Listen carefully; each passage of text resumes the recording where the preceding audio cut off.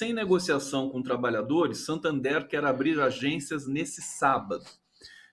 E uma outra notícia, trabalhadores do Santander protestam contra a abertura no sábado. O que você acha dessa questão aí do Santander? E respondendo a pergunta do nosso querido internauta aqui sobre as expensas, né, de um trabalhador que entre na justiça contra o empregador.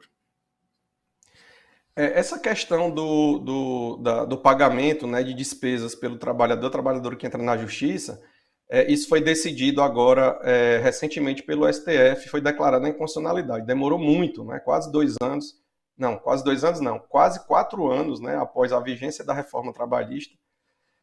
O STF decidiu, no segundo semestre do ano passado, que é inconstitucional exigir pagamento de custas e honorários e outras despesas processuais do trabalhador e trabalhadora que perde o processo, vamos dizer assim, né, de uma forma mais coloquial, perde o processo e é beneficiário de justiça gratuita. Ou seja, a grande maioria dos trabalhadores e das trabalhadoras que procuram o judiciário trabalhista, ele tá desempregado, né?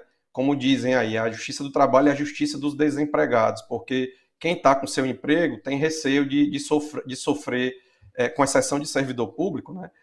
Daí ser muito importante a estabilidade do serviço público, né? Com exceção do serviço público, o trabalhador na iniciativa privada, com receio de ser retaliado, ele normalmente não vai entrar na justiça do trabalho para buscar os seus direitos. Ele só vai buscar quando é demitido ou pede demissão. Então, aconteceu de o STF, depois de praticamente 4 anos da vigência da reforma trabalhista, tardiamente declarou a inconstitucionalidade. Então, o trabalhador, a trabalhadora pode ajuizar o processo sem ter esse receio de, em caso de derrota de algum ponto, ele ser obrigado a pagar despesas do processo, né, se ele for beneficiário da justiça gratuita. E esse era um dos piores pontos da reforma trabalhista, né? E, pelo menos esse, o STF, bem tardiamente, declarou a inconstitucionalidade.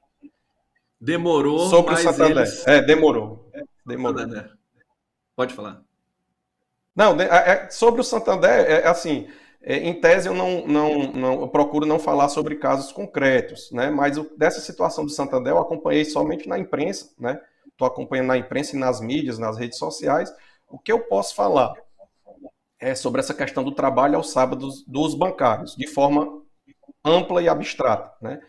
O trabalho de bancário aos sábados, ele, em regra, ele é vedado. Ele não pode. O trabalhador não pode trabalhar aos sábados. Nós temos algumas legislações que vedam isso expressamente. Primeiro, existe uma lei que ainda não foi revogada, que é a Lei 4.178, se eu não me engano, 4.178, que ela determina que as instituições bancárias e instituições financeiras em geral não podem abrir sábados e domingos, né? Inclusive, o sábado e domingo é tido como um dia não útil para efeito de pagamento de boleto bancário e tudo mais, justamente por isso, porque as agências de banco e de instituições financeiras não podem abrir sábado e domingo.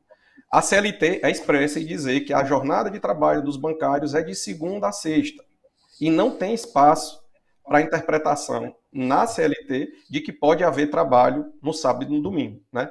E, por último, as convenções coletivas das categorias dos bancários, historicamente, elas têm essa previsão de que o sábado é um dia útil, útil não trabalhado, ou seja, não pode haver trabalho aos sábados também, conforme as convenções coletivas.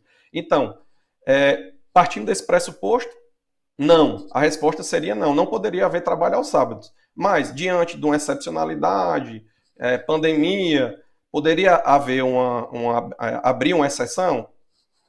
Talvez pudesse ser admitido se houvesse uma negociação coletiva e os sindicatos, a partir de uma mesa de negociação, de vários debates, concordasse com a abertura em alguns sábados, desde que houvesse uma contrapartida, um pagamento de horas extras, uma bonificação, enfim, estou falando isso em tese. Então,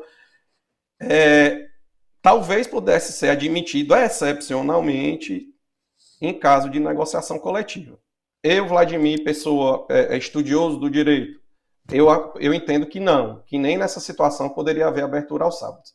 Mas eu não tenho né, eu não sou o dono da verdade, então poderia haver entendimentos que se tornassem majoritários de que poderia abrir excepcionalmente aos sábados, a depender da situação, desde que houvesse negociação coletiva. Mas, vale destacar, nós estamos passando por um momento de pico de pandemia.